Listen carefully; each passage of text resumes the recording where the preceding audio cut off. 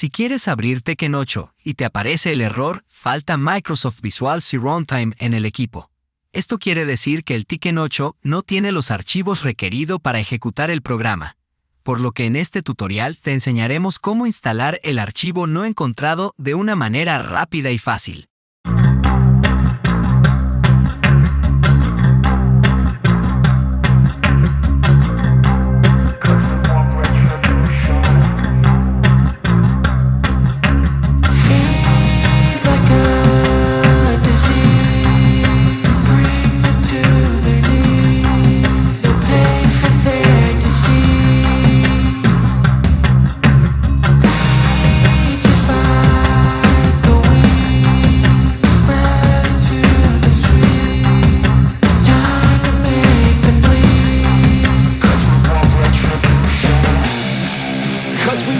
Retribution!